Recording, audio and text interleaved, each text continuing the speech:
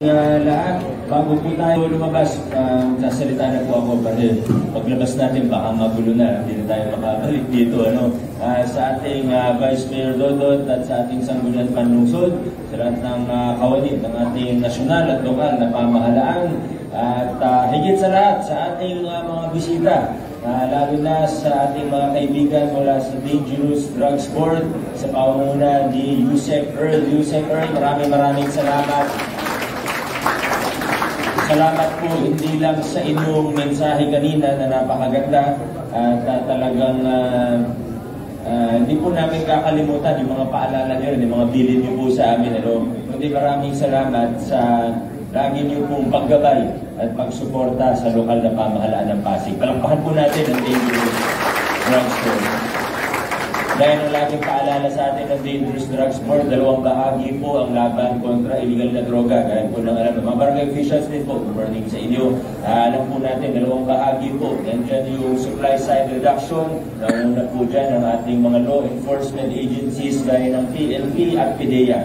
Tayo naman po sa LGU, nakatuon tayo ng pansin sa ating demand side reduction. Dahil kahit anong operations, kahit anong supply side reduction, kahit anong buy-bust, kahit anong raid, kung nandyan ang demand, magkakaroon ng supply. Kaya nakafocus tayo sa community-based drug rehab program natin, sa iba pang mga programa natin, gaya ng pag-iikot natin ng Bicadaw sa ating mga paaralan.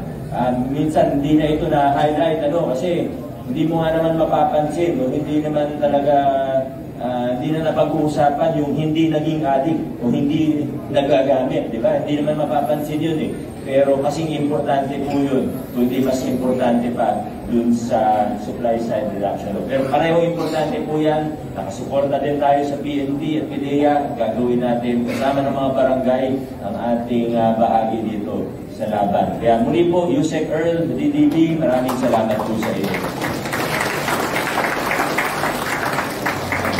Siyempre, hindi ko po, bago po tumugtog ang music, ay hindi ko rin po palalagpasin ang pagkakataon para i-congratulate ang iba't ibang special body, iba't ibang opisina na nabigyan ng parangal ng ating DILG sa Urban Exemplar Awards. Marami po ito, nabanggit na naman ni Consial Volta ang bawat isa. Kasama din dyan ang ating Bicadaw sa ADCOC natin, Anti-Drug Abuse Council of Pasig. Pero siguro magandang i-highlight din po natin at para sa akin, yung pinaka-matindi na award na nakuha natin doon ay yung pagkilala sa ating Sangguniang Panlungsod o City Council bilang Most Improved City Council.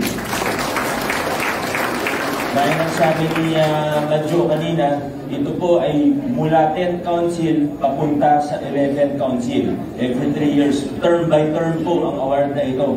Alam niyo, naabutan naman, marami naman po sa atin nakapag-attend doon ng mga city council. Hindi naman po para pero sa katotohanan lang naman po tayo. Nakita natin kung gaano ka laki talaga ng improvement.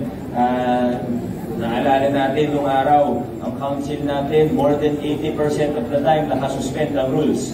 More than 90%, kundi siguro 99% ng ordinansa at resolution noon dumadaan sa first, second, third reading sa loob ng 5 minuto lamang. Alam po natin, yan yung totoo. Pero mula nung naging Vice Mayor natin, si Dodot Jaworski, umayos sa ating City Council. Ang tama po congratulations sa inyong lahat. Congratulations sa ating lahat. Yun lang po muna para diretso na tayo sa programa ng Bicadaw. I-advance ko na rin po, adjourn na po tayo. Maraming salamat po, mga barangay officials. Thank you po sa pagpunta.